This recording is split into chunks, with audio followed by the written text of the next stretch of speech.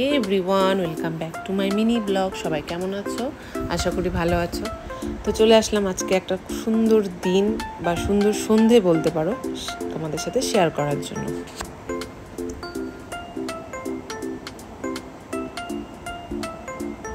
দ্রুতি ঘুম থেকে উঠে গেছে। দ্রুতিকে একটু বোঝাতে হচ্ছিল যে আমরা কোথায় যাচ্ছি। দ্রুতি বুঝতে পারছিল না যে মারা হঠাৎ করে রেডি হয়ে কোথায় যাচ্ছে, তো সেটাই বোঝানো চলছে।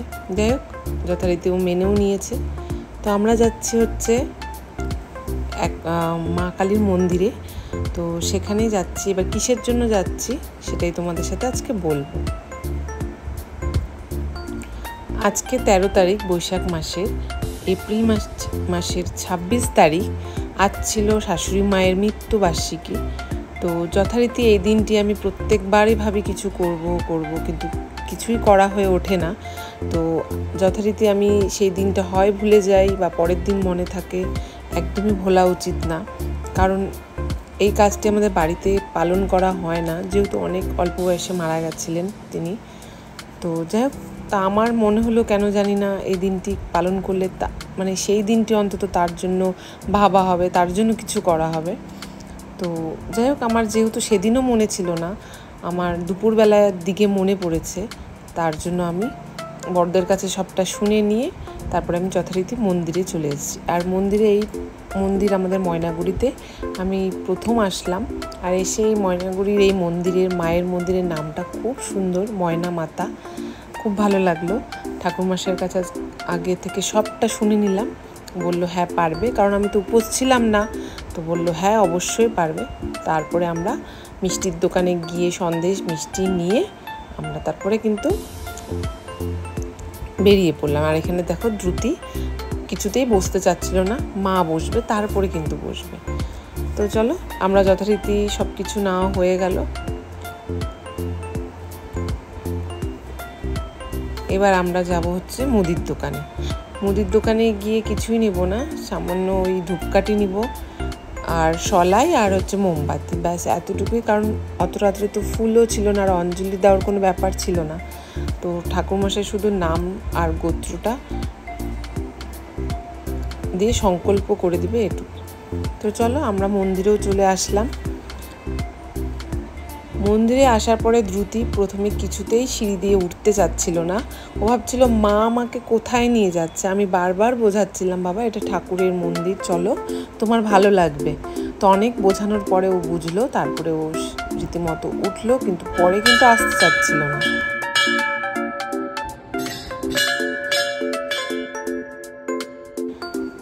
যাই হোক, যথারীতি মাকে প্রণাম করে নিলাম। তারপরে মায়ের সামনে আমার শাশুড়ি মায়ের সব কিছু সংকল্প করে নিলাম।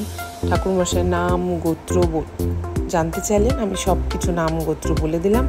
ঠিক মতো পুজোও হয়ে গেল। তো আমরা এক এক করে প্রণাম করে নিলাম।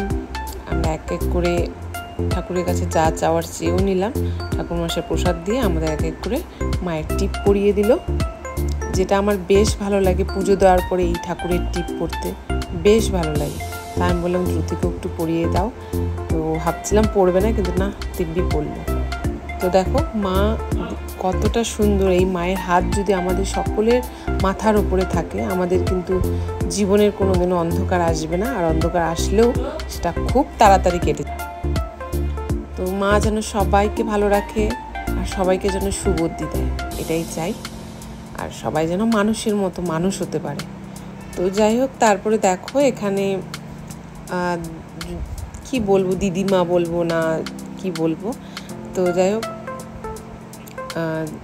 কাকিমা বা জেঠিমা যাই হোক, ওনারা ছিলেন। ওনাদেরকে মিষ্টি সন্দেশ দেওয়া হয়েছিল, কিন্তু এতটা খুশি হয়েছিল কি বলবো। মানে কিছু কিছু মানুষ একটু জিনিসেই অনেকটা খুশি হয়ে যায়, তাই না? আর অনেক মানুষ আছে এটুকেও মন ভরে না, আরও চাই আরও চাই। তো দ্রুতির সাথেও বলছিল আসো, দ্রুতিকে বলছিল আশীর্বাদ করে দিই। দ্রুতি কিছুতেই ধরতে দিচ্ছিল না। তো তারপরে আমরা মন্দির থেকে বেরিয়ে পড়লাম।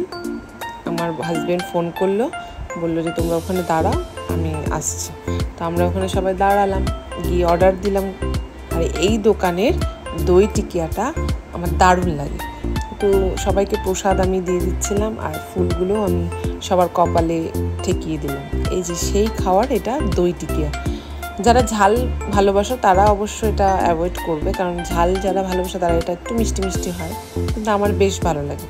দোকানে ঘুগনিটাও বেশ ভালো লাগে, সাথে একটু ইসে দেয়, তোমার চপ দেয়, তো ওর জন্য বেশ ইন্টারেস্ট লাগে।